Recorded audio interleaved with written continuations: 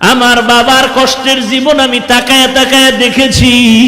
বাবায় কোমরে মাজায় গামছা লাগায় মানুষের বাড়ি কাজ করে খানা নিয়ে আস।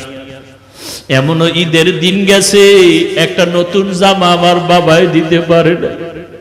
মাঝে মাঝে তাকায় দেখতাম আমার মায়ের কাছে বাবায় বসে বসে কান্না করে। আমি বলতাম, রে ও মা, বাবায় কেন কাঁদলো? মা বলতো, তোরে একটা জামা দিতে পারে নাই, দুঃখে তোর বাবায় কান্না করেছে। এমন কষ্টের জীবন বাড়ায়া তোমার ঘরে আসছি। জানির কারি সাহেব আজকে আল্লাহর কাছে দোয়া করে গেলেন, কিন্তু দেখে যেতে পারলেন না যে হাফিজুর রহমান কেমন হয়ে গেল।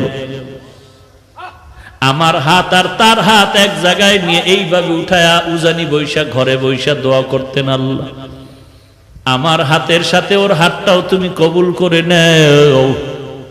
আমি চাই ও ভালো একজন আলেম হবে আর একটা বড় মাদ্রাসা করবে। আজকে ঢাকার শহরে রমজানের শেষের দিকে মাদ্রাসা ঢালাই দিলাম 7,500 স্কয়ার ফিট ছাদ।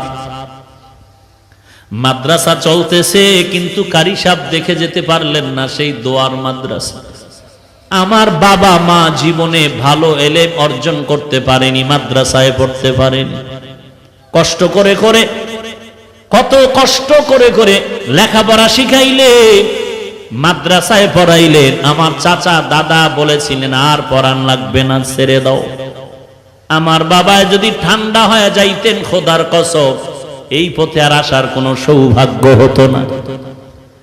উজানির জমিনে ঘুমন্ত কারি ইব্রাহিম রহমাতুল্লাহ আলাইহির 11 সন্তানের ছোট সন্তান কারি মঞ্জুর আহমদ রহমাতুল্লাহ আলাইহি আমার আব্বাকে এত ভালোবাসতেন। আমাদের বাড়িতে শত শতবার গিয়েছেন সেই কুয়াকাটা। একদিন কয়, সন্তানটারে আমার হাতে দাও। ঢাকা আসার পরে আমাকে নিয়ে আসলেন কচুয়া মাদ্রাসার ভেতরে। আর ওই উজানির কারি ইব্রাহিম রহমাতুল্লাহ আলাইহির কবরের কিনারায় গিয়া 11তম সন্তান গিয়া আমার আব্বার হাতটা ধরে নিয়ে বলতেন, আব্বা জান, কুয়াকাটার একজন গরিব মানুষ আপনার দরজায় দাঁড়ানো আছে। এই গরিব মানুষটা বড় মুখলেস মানুষ, বড় তাকওয়াওয়ালা মানুষ, আপনার মোহাব্বতের বান্দা। বাচ্চার মতো যেমন বাবার কাছে আবদার করে এমন আবদার করে, আব্বা জান, বাবা জান, এই গরিব মানুষটার সে কবর জিয়ারত করে, আল্লাহর কাছে একটু দোয়া করবেন, আল্লাহর কাছে বলবেন। আব্বা জান এখনো বলেন আর মাঝে মাঝে কান্না করেন। উজানির কারি মঞ্জুর আহমদ রহমাতুল্লাহ আলাইহি, যিনি চরমনায়ের বছরে 2 বার মাহফিলের স্টেজে সূরা হাশরের শেষ 3 আয়াত তেলাওয়াত করতেন, যার তেলাওয়াত এখনো ক্যাসেটে শুনলে চোখের পানি ধরে রাখা যায় না। এরে নবীর উম্মতের দল, গাছ একদিনে বড় হয় না, আস্তে আস্তে বড় হয়। মানুষ একদিনে ভালো হতে পারে না। জানির কারি সাহেব কারি মঞ্জুর আহমদ 11 জন সন্তানের সর্বশেষ সন্তান। আমার মনে আছে বারবার আমাকে নিয়ে দোয়া করতেন, আল্লাহ ওই কুয়াকাটার সন্তানের নিয়ে আসলাম, তুমি তার একজন ভালো আলেম বানায় দাও আল্লাহ। আজকে আল্লাহর কাছে দোয়া করে গেলেন, কিন্তু দেখে যেতে পারলেন না যে হাফিজুর রহমান কেমন হয়ে গেল। আমার হাত আর তার হাত এক জায়গায় নিয়ে এইভাবে উঠায়া উজানি বৈশা ঘরে বৈশা দোয়া করতেন, আল্লাহ আমার হাতের সাথে ওর হাতটাও তুমি কবুল করে নেও। আমি চাই ও ভালো একজন আলেম হবে আর একটা বড় মাদ্রাসা করবে। আজকে ঢাকার শহরে রমজানের শেষের দিকে মাদ্রাসা ঢালাই দিলাম 7,500 স্কয়ার ফিট ছাদ। মাদ্রাসা চলতেছে, কিন্তু কারি সাহেব দেখে যেতে পারলেন না সেই দোয়ার মাদ্রাসা। জায়গা নাই, 2-3 বছর ধরে বাইতুল্লাহর গিলাফ ধরে ধরে কানলাম, আল্লাহ একটা জায়গার ব্যবস্থা করে দাও। 3টা বিল্ডিং ভাড়া চলতেছে। অল্প অল্প টাকা দিয়া 11 কাঠা জায়গা বানা করলাম, 2-3 বছর লাগায় টাকা শেষ করতে পারি না।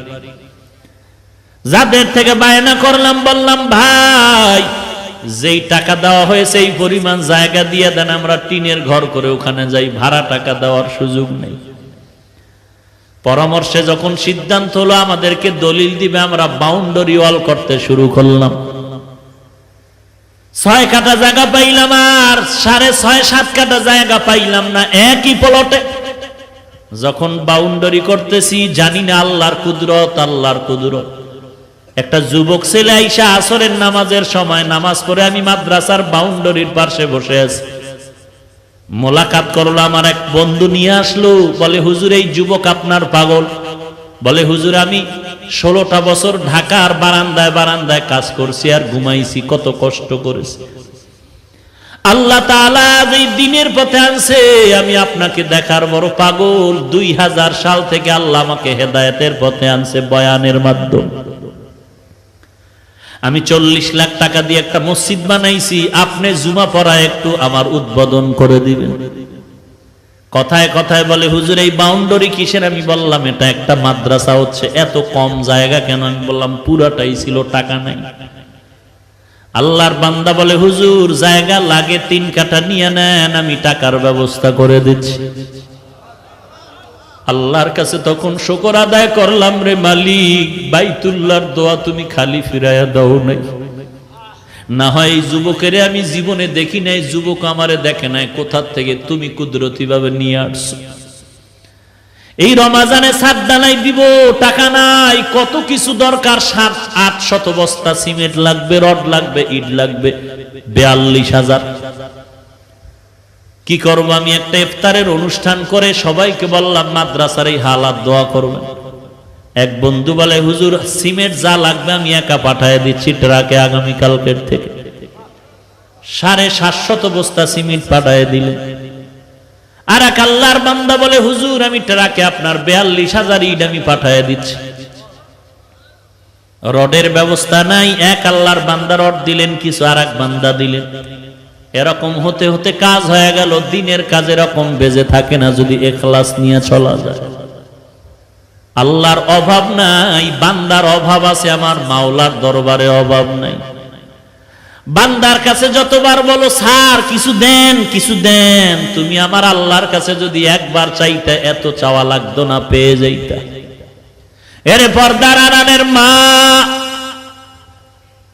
তুমিও মা, খাজা মঈনুদ্দিন চিশতি আজমিরির মাও মা,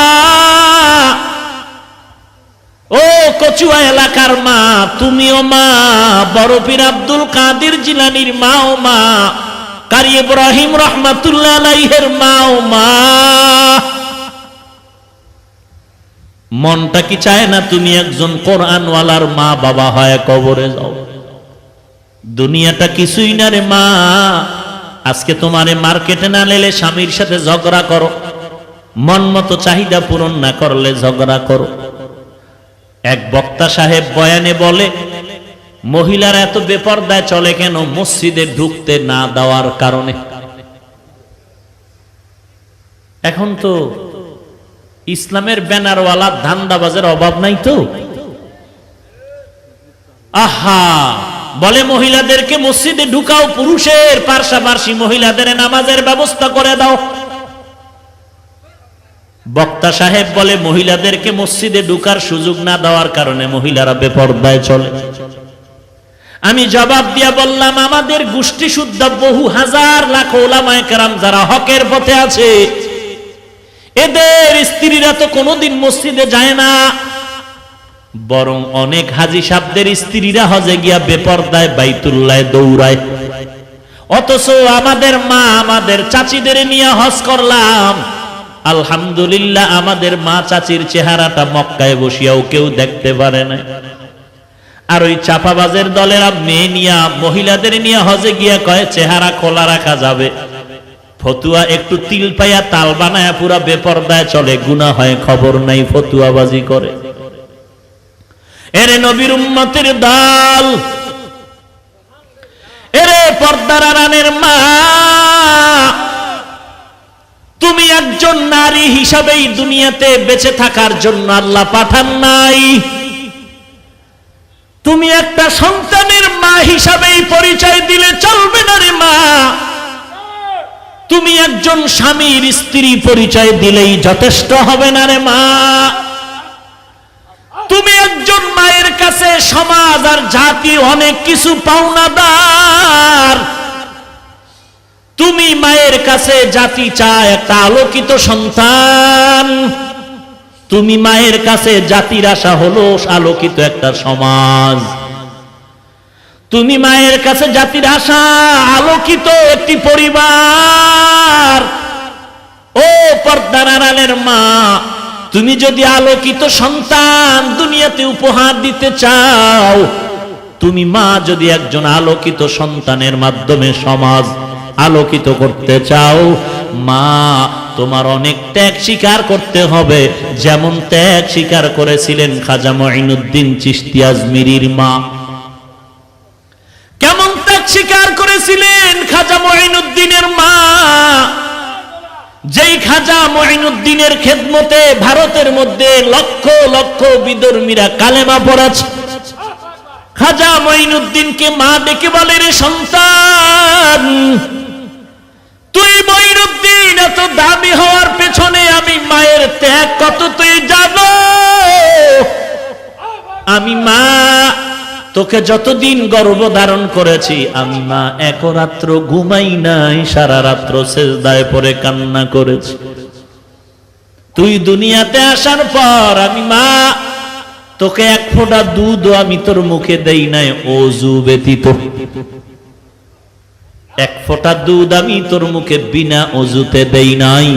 এরে আম্মা জান, বলো তোমার গর্ভের সন্তান নিয়া আল্লাহর কাছে কতবার কান্না করেছো, দোয়া করেছো, আল্লাহ আমার গর্ভের সন্তান তুমি আদর্শবানওয়ালা সন্তান হিসেবে কবুল করে নাও, সমাজের আলোকিত সন্তান দান করে দাও। ও আল্লাহ, তুমি আমার সন্তানটারে খাজা মঈনুদ্দিনের মতো বানায় দাও, তুমি আমার সন্তানটারে ইমাম গজালির মতো বানায় দাও। ও মা, একটু জবাব দাও নিজের বিবেকের কাছে। তোমার সন্তানটা দুনিয়াতে আসার পর তুমি বাচ্চাটারে দুগ্ধ পান করাইছো, বলো মা তুমি ওযু সহকারে দরকার নাই, তুমি একটু মোহাব্বতের নজরে বাচ্চাটাকে পর্দার আড়ালে দুধ পান করিয়েছো কিনা? না রে মা, দেখা গেল বাচ্চাটারে তুমি কোলের মধ্যে নিয়ে দুগ্ধ দিয়েছো আর ওদিকে টেলিভিশনের নাচ গান দেখতেছিলে। এরে আম্মা জান, আজকে যত সন্তান দেখো জমিনের মধ্যে সুনাম অর্জন করে চলছে, প্রত্যেকটা সন্তানের পেছনে খবর নেও তার মা বাবা ভালো হওয়ার কারণে এই সম্মান।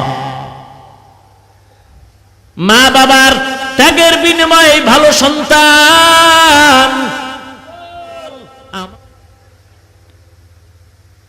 তুমিও মা আজকে তোমার বেপরদায় না নিলে, মার্কেটে ঘুরতে না গেলে তোমার মন বেজার, ঈদের খুশি আনন্দ নাই।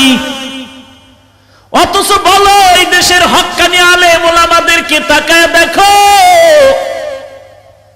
কচুয়াওয়ালাদেরকে তো বুঝানোর জন্য বাহিরে কোথাও যাওয়া লাগবে না। উজানির সোহবত প্রাপ্ত পরিবারগুলোর দিকে তাকাও, এদের নারীরা কোনোদিন বেপর্দায় চলে না, মার্কেটে যায় না, মসজিদেও যায় না। তাহলে এরা মার্কেটে যায় না কেন? মসজিদে না যাওয়ার কারণে এরা পর্দা করে এমন কিছু নাকি? আসলে বেপর্দায় নারীরা চলার কারণ মসজিদ না, কারণ হলো আল্লাহর ভয় নাই।